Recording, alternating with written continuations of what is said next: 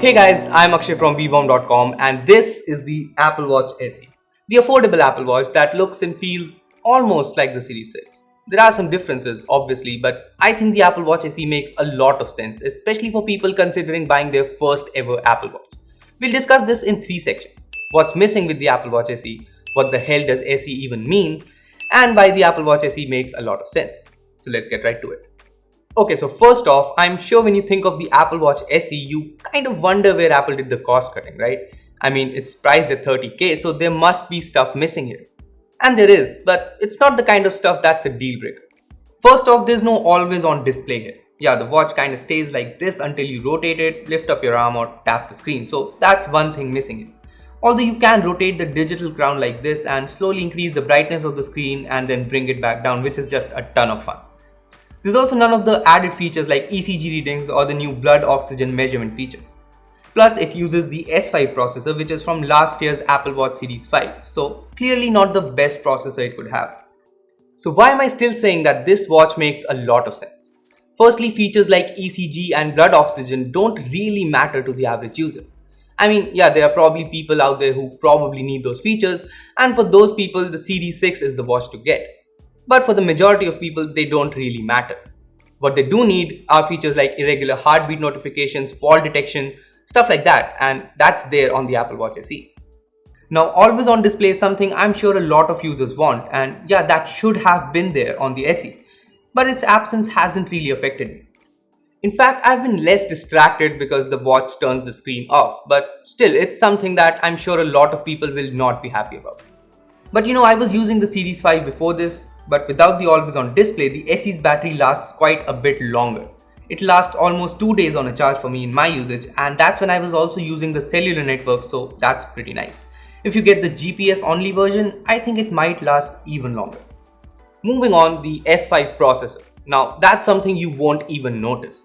Believe me, the Series 5 is a really fast watch and the SE performs just as well. I mean, it has the same chipset. True, the new S6 chip in the Series 6 is even faster, but the Apple Watch SE doesn't feel slow or laggy at all, no matter what. It's a fast watch and it's much faster than the competition out there. The more I think about it, the more I feel SE is kind of like Apple's plan B. I mean, think about it. Apple brought the iPhone SE with iPhone 6s's internals and iPhone 5's design at a cheaper price. Then it killed the iPhone 8 and brought the iPhone SE 2 with the same design and slightly upgraded internals in the hopes of selling it at a cheaper price. Now it has done pretty much the same thing with the Apple Watch. It killed the Series 5 and brought the SE instead with some cost cutting and a lower price. This is Apple's plan for countries like India where they need to sell devices that look and feel new but come in at a budget price. I'll call SE Strategic Edition because Apple is strategically selling its old products. That's not a bad plan. In fact, we didn't like the iPhone SE 2 because it looked outdated. And that's not a problem with the Apple Watch SE. So if you're wondering whether you should buy the Apple Watch SE over the Series 3, the answer is yes, you should. Here's why. Look, with the Apple Watch SE, you will get a new design with bigger display, which is obviously nice. You also get the S5 processor, which is a lot faster than the Series 3. But more importantly, the Apple Watch SE will last a lot longer. It will get software updates for a longer time. I mean, the Series 3 will probably not get watchOS 8 next year, and it will most definitely not get watchOS 9 in 2022. The Apple Watch SE, on the other hand, will be supported for a lot longer. And that's something that you should care about unless you buy an Apple Watch every year. I mean, spending $21,000 on a watch that may not be supported next year is not really a good idea in my mind.